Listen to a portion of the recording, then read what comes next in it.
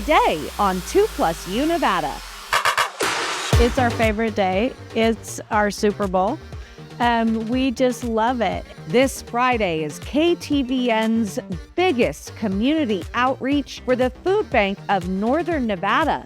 We speak with Jocelyn Lantrip about the importance of our Share Your Christmas event and how you can participate. But growing up with that, and then his love for the outdoors, for wildlife, and then the taxidermy, it has kind of all worked together for this wonderful gallery that I get to host. Plus, from installations at Montreux to the roundabout at Kitski and Neal, you see his work throughout the Truckee Meadows, how you can get your own piece of animal artistry.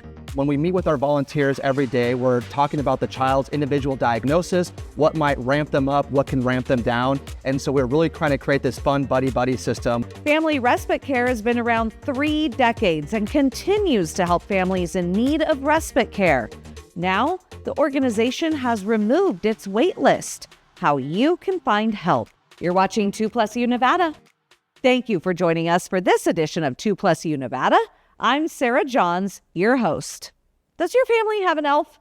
You know, those pesky elves on the shelves that cause mischief leading up to the holidays?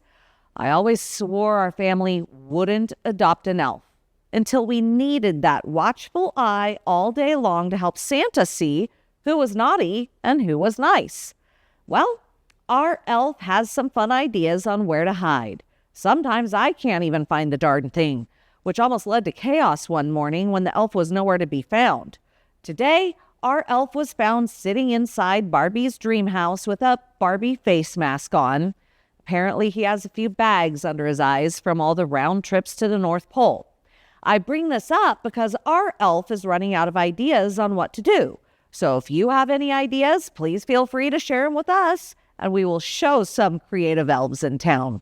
And you'd be helping the community by showing us where to potentially look in home as well. We do have a fantastic show for you today. Thank you for joining us for this edition of 2+U Nevada.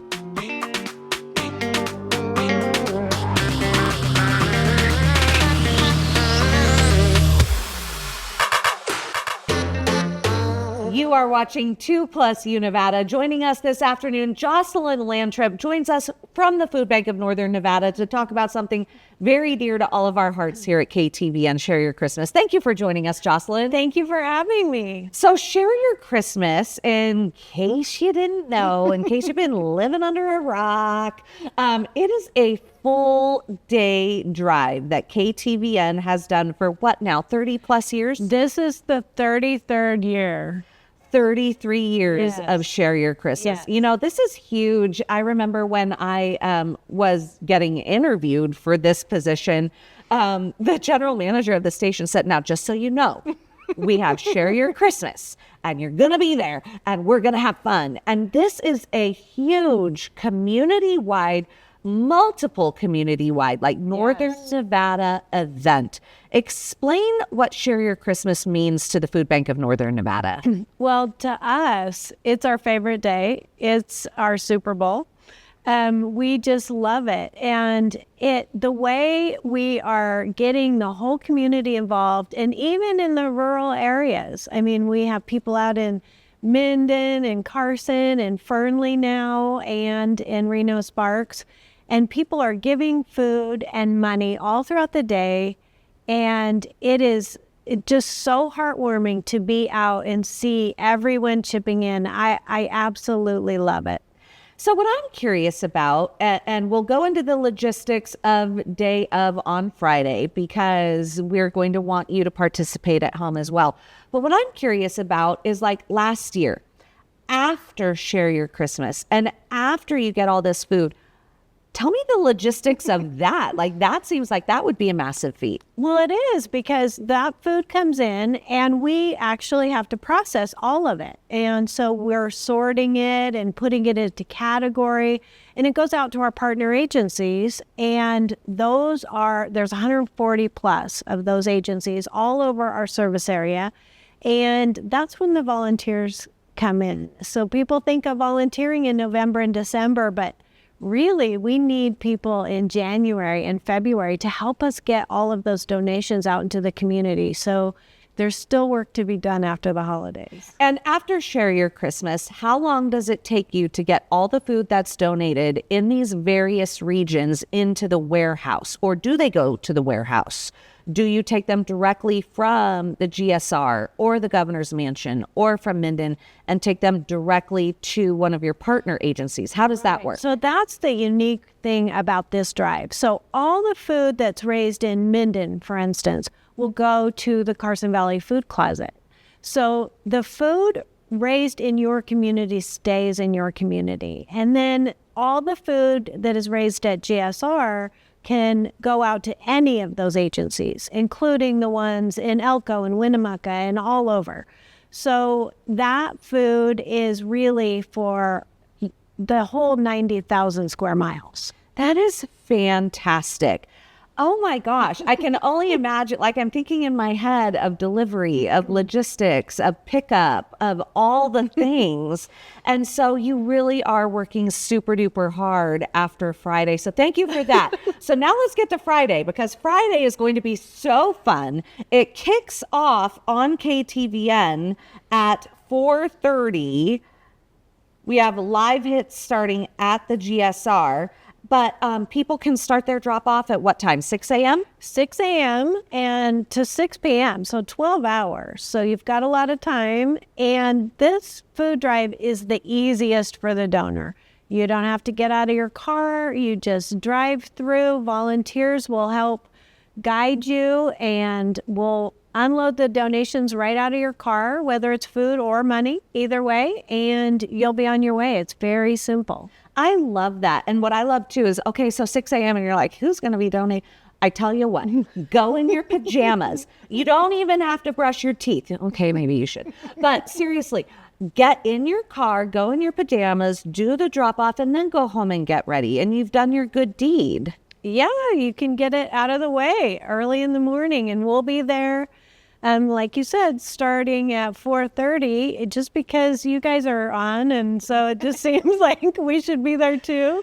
And we're setting up. We're getting volunteers coming in to take the food out, and it is a really big operation now, a lot bigger than it used to be. Well, and we'll talk about how big it used to be, but let's talk about the GSR, because obviously the GSR has a big build going on right now. So because of all that construction, this is actually going to be in a different part of the property. So explain to folks at home where they go when they drive up. So we have moved to the lot that was formerly the RV park in the back, and it's by closest, I would say, to Gregg and Telegraph Street.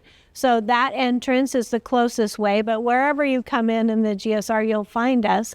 But we are back there, and we will have taken over that whole lot, and you just drive through, and there's a big area. So we have plenty of room to get you in and out of there very safely. So that's at the GSR. And I don't want to exclude our other communities as well. I'm going to be in Carson at the governor's mansion. And so that's going to be super fun. So people just drive through that main street the governor's mansion's on. And all of the locations are drive-through like that. So at the Carson Valley Inn, at the governor's mansion, we'll have volunteers to guide you and get those donations out of the car. Even in Fernley at Rayleigh's, it will also be a drive-through there too. So it is the same wherever you go. And I have to say, Kristen was saying how wonderful Carson Valley Inn does for decorating, and what great partners they are in Share Your Christmas, that they go all out and that it's really well done. So kudos to Carson Valley Inn as well, right? Yes, all of our hosts really do a great job at welcoming us and making our volunteers happy and cared for. So we really do appreciate all of the places who host us. You mentioned how this has grown over the years, and you say that it's been 33 years. What was it like at the very beginning, 33 years ago, compared to today? Well, I wasn't here 33 years ago, but I have been here for quite a few of them. This is my 16th, I believe. But I did hear from Sherry Jameson before she retired that at the first ones, she was making soup and bringing it over. And at GSR now, they make soup and they bring it out to us. So it's just gotten bigger and bigger. More companies are getting involved, more organizations that do food drives all through the month, and they bring it to this event. So it is really fantastic. You know, we had some of the local heroes from Carson City on the show. We had the sheriff's office, we had a marshal, we had a fire chief, and they were so excited. They're like, we're going to do an internal food drive at our agencies and bring it over on a fire truck. So look forward to that. Yes. And one of the things that people don't always know about the different communities is they get a little competitive. I don't know if you've heard this, but they want to know how everybody's doing at the other locations, and the communities are competitive about feeding their community, which is also very We love that. Yeah. Jocelyn, thank you so much for joining us this afternoon. We will see you on Friday. Thank you. You're watching 2+U Nevada.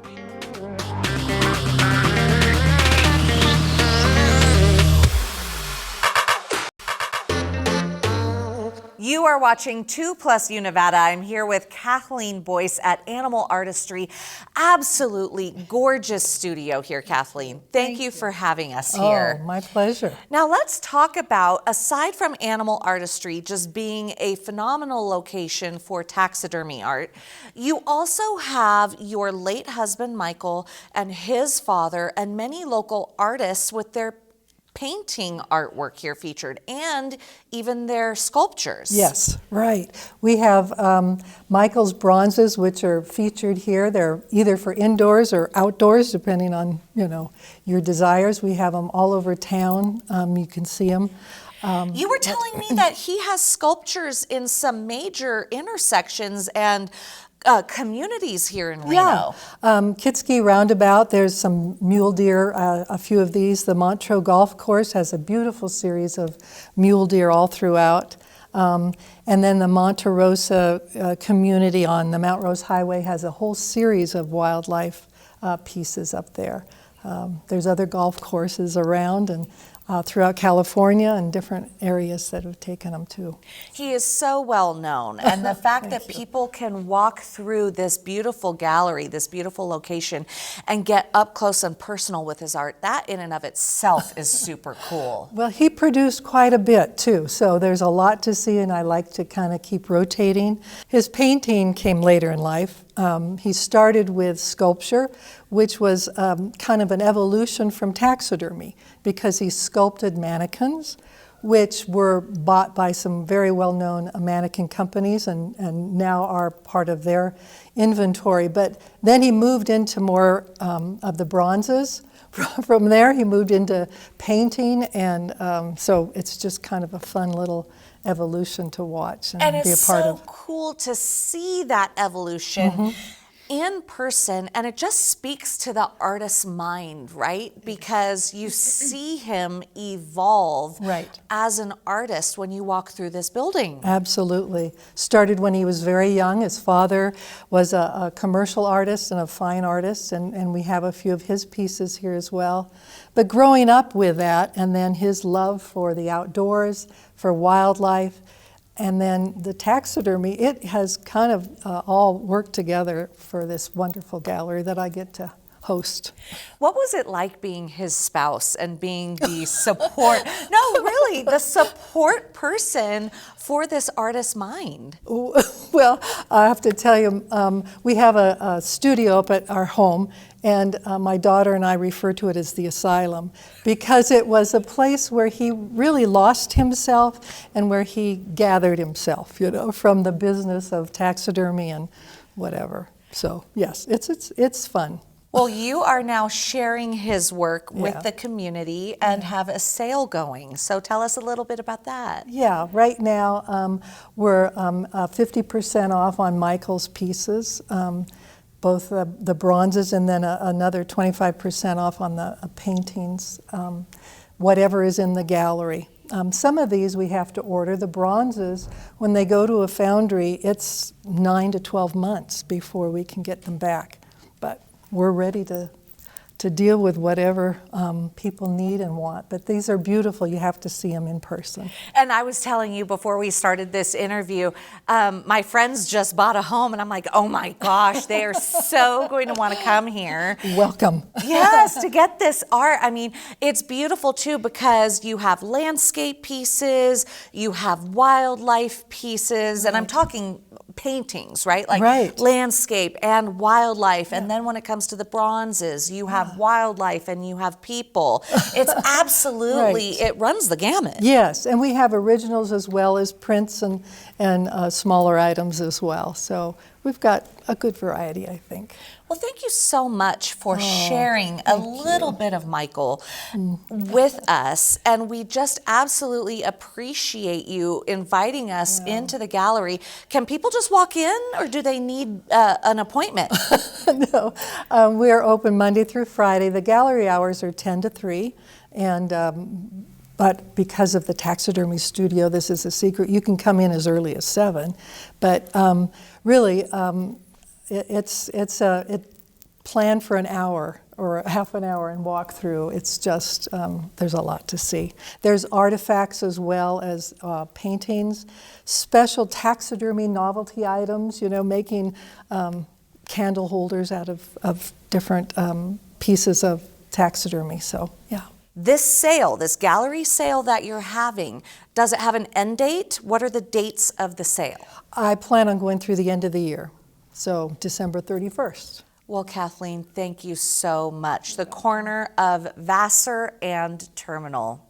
You are watching 2+U Nevada.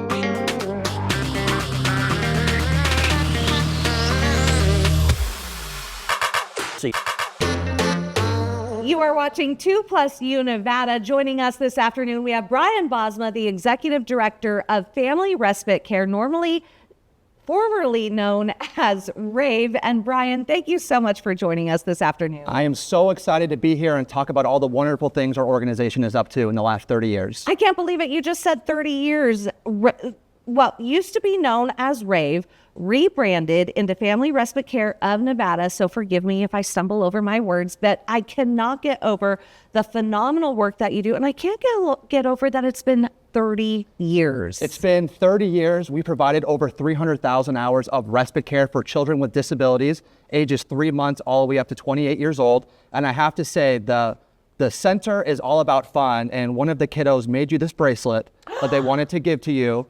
To kind of showcase our love, and thank you again for having us on today. Thank you so much. Here, and it says love. Can you see that? And my husband's going to love it because it's in the Chiefs colors. Oh, no. So Okay. I know. And their record is 6-7 right now, but we won't go there either. So 300,000 hours. And 300,000 is an important number for you guys this holiday season. It is. We just announced our Giving Tree campaign, so it's currently live at the center right now. And so for every donation that we get of $300 or more, you can actually put your handprint on the wall, and we're allowing this tree to grow throughout the next year. And that goal of $300,000 equals the number of respite hours we've done over the last 30 years. I cannot get over that. Now explain respite and why it is so important to the families you serve. Yeah, so respite in short just means a break. So we're allowing families to have a break, usually about 2.5 to 3 hours. We do them twice a month so they can come, go to date night and stuff, and know that their children are having fun-based, center-based activities where they can meet with peers, have a great time with volunteers. And this is also unique because it's also their siblings that can have this break as well. So we have families coming together and allowing parents to kind of get that much needed break to go on date nights, to maybe go to the gym, maybe get some chores done around the house or go shopping. And it's a consistent center-based care. So these families know when they're going to have this break and they can look forward to it. You know, Dave and I really stand behind this organization too. He and I emceed an event earlier in the year called the Ultimate Lip Sync Showdown, and it was a fundraiser for Family Respite Care of Nevada. And I bring that up only because it's amazing to see the work that you do and also the opportunities that you provide for not only families and children who need the respite care, but also you're a great location for our youth to volunteer at. So as people are looking for their high schoolers to find volunteer hours. Walk me through that process. Yeah, so volunteering is very, very important at Family Respite Care of Nevada. We try to do it one child per one volunteer. When we meet with our volunteers every day, we're talking about the child's individual diagnosis, what might ramp them up, what can ramp them down. And so we're really trying to create this fun buddy-buddy system where a kid can show up to the center and know that they're going to get the same individualized care with that volunteer to have as much fun as possible. And I cannot stress that it's all about fun. And today we're trying to really shine a light on the families who have some difficulties navigating some of these challenges with raising these children. But we're trying to be a light that shines bright for these families and let them know that we're here and we care. And what I love about it, like you said, is that, okay, so parents can have a date night, or somebody can go and do their holiday shopping, or somebody can go and just do grocery shopping, right? And have a safe place for their family. And you aren't excluding all the children in the family. Every child in the family can come. And that's why we're very, very unique, is because we allow the siblings to be there with them as well. And the most exciting thing about this as well is seeing kind of the kids interact with them. And that's really fun because you're able to meet your new friends and buddies, and we have these fun clips. I mean, we have karaoke, we have the chill zone, we have the Nintendo Switch, and the center itself, when you see these children show up to session, they just sprint right back to the back. They grab on their favorite Lego set, their favorite train set, and they're just there to play, and they can't get away from mom and dad soon enough. Okay, so couple questions here. How does a family who needs Family Respite Care of Nevada get in touch with you? Yeah, so everything right now, if you visit our website, frcnevada.org, we have an enrollment page on there. You can fill out a form and our family specialist will contact you and we'll actually have a one-on-one dialogue, learning more about your child and making sure that we'd be the best fit for your family. And how has the need grown in the past 30 years? So there's about 10,000 children at Washoe County that could qualify for our services. So the biggest thing that we can say is, let your family and friends know we have great relationships inside the Washoe County School District. We have special ed teachers that are kind of letting it know that we're out there, but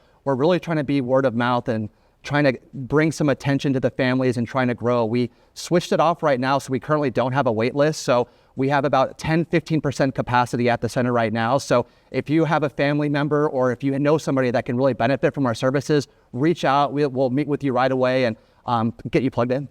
And I want to repeat that very important sentence. You took away the wait list and you do not have a wait list. That is right 100% correct. Okay. Now, we just touched on how families can get connected to you. How can people who want to help you and help you reach that $300,000 goal get to you? So I can say visit our website. That's boring. Follow us on Instagram, on Facebook. You can really see the joy of these children. We have wish list Wednesdays. So we have art supplies that are in need. We're currently can use some toys for the center as well. So just kind of pay attention to that, but please reach out to us through the website as well. You can kind of see how the tree has grown to date. So if you're looking to, it's as little as $30 a month.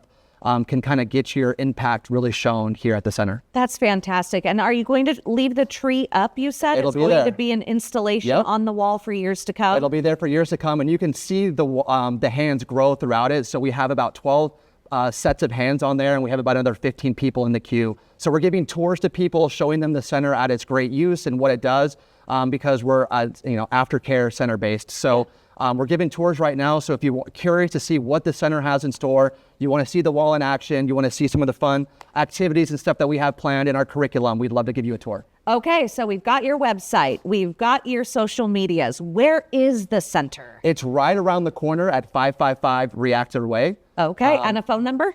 775-737-3520. Nice, that was a test. That's a test. Brian, thank you so much for joining us this afternoon. Thank you so much, I really appreciate it. You're watching 2+U Nevada.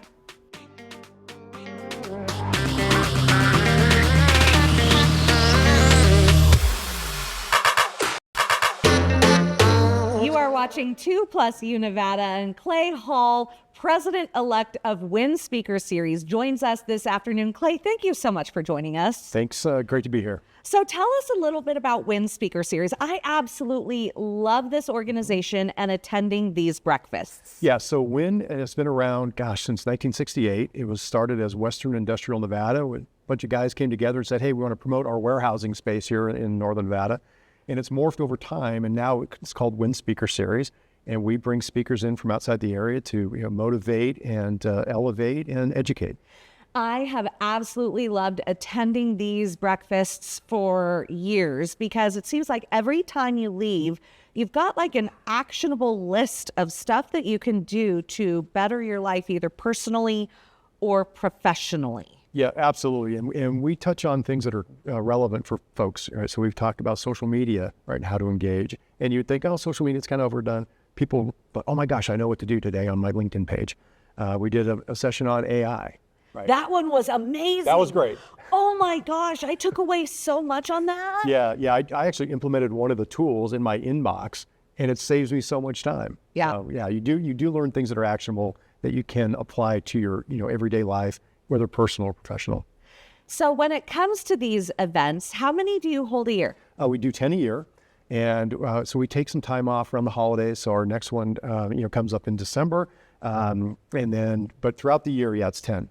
10 throughout the year, and they tend to be, was it the first Friday or the last Friday of the month? It tends to be the last Friday of the month. Sometimes that changes based on, we try to skip some of when school's out. So you won't have an event in June.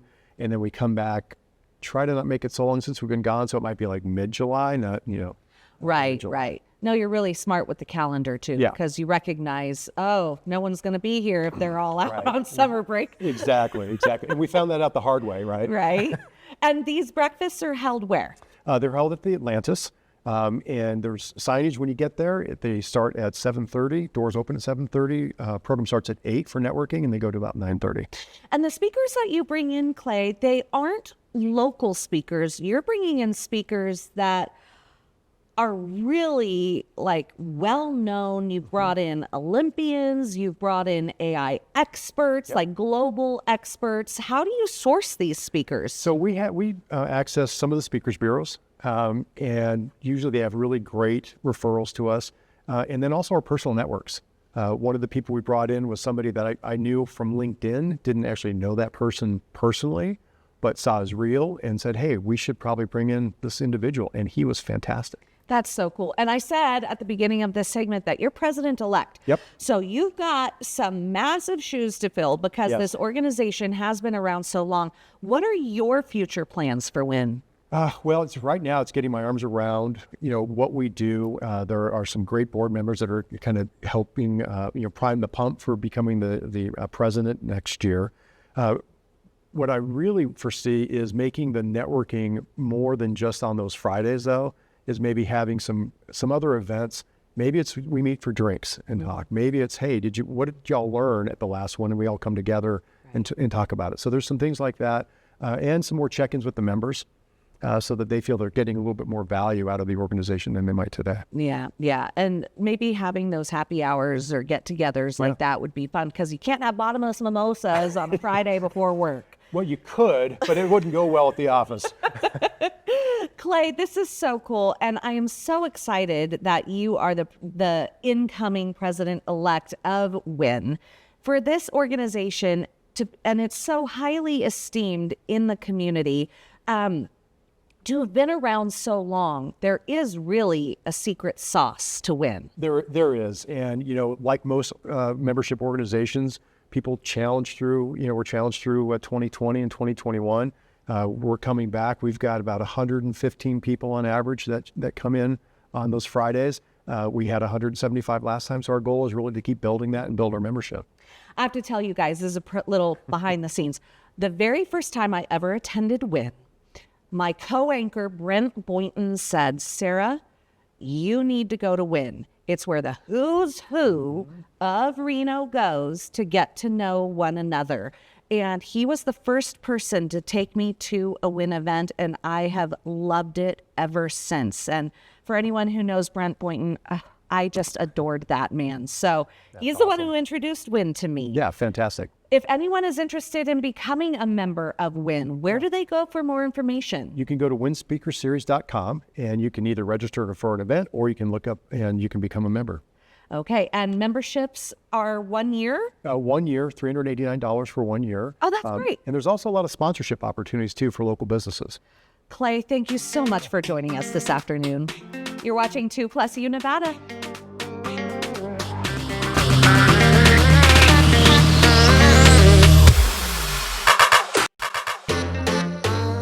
You are watching 2+U Nevada, and I'm excited to be joined by my friend and author, Brandon Evans. Brandon, thank you so much for joining us this afternoon. Yeah, thanks for having me, Sarah. We're so excited. You have published a new novel that is ready for everyone to purchase. Tell me a little bit about how you got to the place to writing this novel. Yeah, so I'm a Christian, and I was a pastor for a decade. I got a doctorate in the New Testament. I had a faith that I built my whole life around, and then at some point I had a collapse, like just a complete faith crisis. Was like, what do I believe about God? What do I think about my existence? What do I want to do with the church? Everything, it just all collapsed at once. Coming out of that, I had a newfound faith, discovered God in some fresh ways. This novel in a lot of ways captures that experience. It's not autobiographical, but I think it relates to a lot of people who have gone through some sort of deconstruction in their faith. They have a set of beliefs, they have practices, and then at some point they're like, this isn't working, or this has caused significant trauma. What do I do with God in the process? How do I understand how to live the rest of my life with that in the past? And so the novel explores a lot of those themes. And the novel's based around siblings, right? Yeah, and one of them is going through a faith crisis? What? Yeah, it's Casey. She's a young genius who has gone through her quarter-life crisis. She decides it's finally time to get revenge against her father, so she ropes her brother in to drive across the country to go deal with him, and they go on a misadventure-filled quest throughout America to then make some surprising discoveries, which I won't give away. Okay, well, good. That's a good tease, though, for folks. Who is this book for? It, I think, really has a general audience, but it's anyone who is wondering, the bigger questions in life. Who is God? How do I know them? What does this mean in my life? Maybe have been burned by the institutional church. Maybe have had beliefs that failed them. And so this novel, I think, would speak to them and would really help them maybe think about their faith in a different way. And since you have gone through that personal experience, it really lends to the voice in the book, right? And that you are writing not some shallow, you are writing from that heart. Yeah. And putting that on paper. Is this you on paper? I've been asked that, and it's like, it's my experiences, but it's not me. I've had people go, where are you in the book? I'm like, I'm not, but there's a depth of emotion with it, certainly a depth of life experience. And so I think it really speaks from me to people that I think share a similar story. And there are lots of them. And so that's who I'm hoping reads this book, is those that are just like, hey, I feel alone in this, or I feel like, I don't know, I'm lost. And so this book, I think, might help give language, help maybe impact them emotionally, and then I would love to have conversations on it. I'm here locally, and would love to continue the conversation, have this book be something that starts that. So let's talk about the writing process too, because I think you told me that you just sat down one weekend and purged. Is that what happened? Yeah, I had the original idea 15 years ago, started working through a manuscript that was garbage. It was so bad. If someone hacked my computer, I seriously would rather have them have my bank information than have that manuscript. But it got the ball rolling, and I just tinkered with it, but it was off and on, and I'd go years without even thinking about it. And then, February of this year, I had a spurt of inspiration, and a long weekend wrote the first draft. And then it went through some iterations, got editing, got hooked up with the publisher, Sacrisage Press, and it became this. And so, when people ask, like, when did you start writing the book? I'm like, a long time ago, but it happened in a really short amount of time to produce what it is today. So. Well, I'm so proud of you. So excited that you got your words out on paper, that you're published, and you are a writer in town. And so people can invite you to come speak at their events as well? Oh, I would love that. Okay. Yeah. All right, I'd love to help Brandon. people on their book projects too. Okay, yes, okay. So for anyone who wants to reach out to you, or for anyone who wants to learn more about being able to purchase this book, where can they purchase it? So it's available on Amazon and Barnes & Noble. I have a website, theparableoftheroad.com, and you can find out more about me and the book, and then be able to purchase it through that as well. Brandon, thank you for joining us Thanks, this Sarah. afternoon. Yeah. You're watching 2+U Nevada.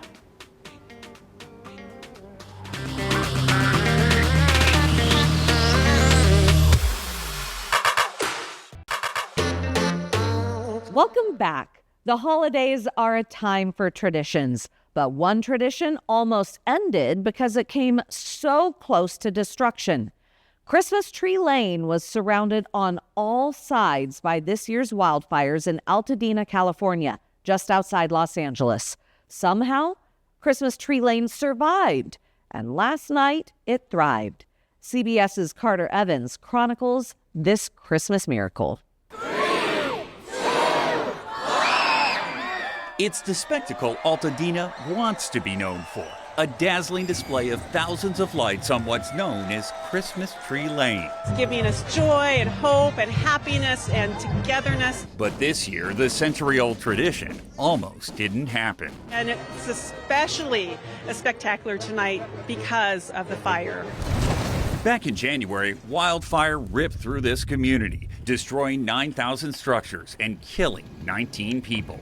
Most of the debris is gone now, along with many of the residents. But hundreds of volunteers returned to help string more than 20,000 lights. It's a tradition that began back in 1920, drawing millions of visitors over the years who drive bumper to bumper through a mile-long tunnel of twinkling trees. Now, after the fire, these lights are a beacon. It's kind of like a homecoming in a sense, because it's like people are coming back. Io Sutherland grew up in Alta Dena and was one of more than 15,000 people at the tree lighting Saturday. I'm really looking forward to seeing the people of the community be able to stay here and rebuild within the community. After almost a year defined by fire, Alta Dena is now ready to be seen in a different light. Carter Evans, CBS News. Wow. And at the time Alta Dena was ablaze, so was the community of Pacific Palisades. A Hollywood actress thought photos she lost in the Palisades fire were gone forever. That is, until a local painter bought them and realized what they were. Nicole Comstock has the story. So this is called The More You Want. Like, and there's a woman in a boat. Patty Scanlon paints women with soulful faces. People really liked her, but she's not in the show. And that's exactly what she found when she bought a box of vintage inspiration photos from the Pasadena City College flea market. And I just thought, oh, that woman's beautiful, and I love her vibe. Only it wasn't a stranger in the snapshots, but a familiar face. I'm looking at this woman who I think's really cool and soulful, and I thought, I think that's Ricki Lake. And Scanlon knew intuitively she needed to get this box of photos back to her. And I'm in show business because I'm an actor too. So I went on Facebook and I said, do any of you know how to get in touch with Ricki Lake? And I posted a few of the pictures. And then, like in 2 seconds, there was Ricki Lake. Almost immediately, almost like magic, Ricki Lake got in touch. Guys, the craziest thing happened. And took to Instagram with Scanlon to share their mysterious story with the world. Does anybody have a way to get in touch with Ricki Lake? I found these photos at a frickin' flea market. I couldn't believe what I was seeing because all of it was gone in the fire. Lake says her home burned down in the Palisades fire earlier this year, and so did all of her cherished family photos. And that's Milo, and he's about, I don't know, a year and a half old. So she wasn't really sure how these photos ended up in a box at a flea market in Pasadena. I can't believe what a miracle. I really cannot thank you enough for your generosity, making the effort to find me, and the fact that, like, I'm going to get something back that I thought was lost forever. But Scanlon has a hunch about what happened. She found a postmarked envelope in that box, one that Ricki Lake mailed to a relative long ago, sending photos of her son Milo, along with a thank you note.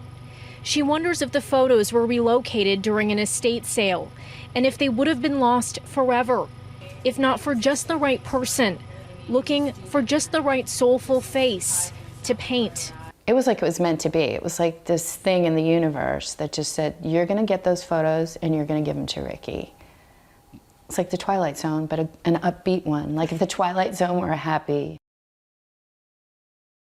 Are you a business or nonprofit and want to be featured on 2+U Nevada? Have a Mom to Mom Monday, a Tried It Tuesday, or even a cute pic you just want to show us? The whole point of 2+U Nevada is the plus you.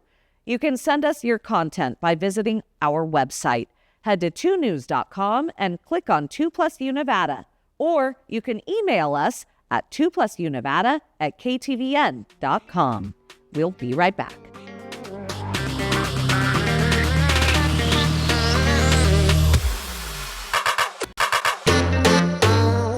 Each day here on 2+U Nevada, we want you to participate in our show. That's the plus you part. On Tuesdays, we have Tried It Tuesdays. So if you tried a DIY from Instagram, something that we highlight on the show, or a recipe that you tried on TikTok, send us your tries, whether it turned out like a masterpiece or a massive failure. This week, Zach turned in his attempt at being a barefoot Contessa. You may have seen this now viral video on TikTok. Ina Garten herself makes this brownie pudding for her husband for their 40th wedding anniversary. She says the level is easy and this recipe yields 6 servings. So Zach gathered all the ingredients, 1/2 pound of butter, unsalted, 4 room temp extra large eggs, 2 cups sugar, 3/4 cup cocoa powder, 1/2 cup all-purpose flour, seed from 1 vanilla bean, and there is an option for a tablespoon of liqueur. Zach didn't have a stand-up mixer, so he used a hand mixer. Beat the eggs and sugar. Once creamed, add the other ingredients. He then baked all this at 325 for an hour. The true test? Well, he brought it here to work. I think that's your answer. Yeah, here's the result. Zach does say it was better last night straight out of the oven, but nobody here seems to care. Zach also said that while it's easy, it's not simple. Still, I think with some parental oversight, this recipe would be an easy one for you to get your children involved in the kitchen. So thank you to Zach for that Tried It Tuesday. And don't forget to share your tries with us too. Like Zach, you can just send us multiple clips of videos and email us a brief description of your try, or you can narrate your try yourself. That is our show for today. Thank you for joining us for this edition of 2+U Nevada. 2 News Nevada at 4 starts now.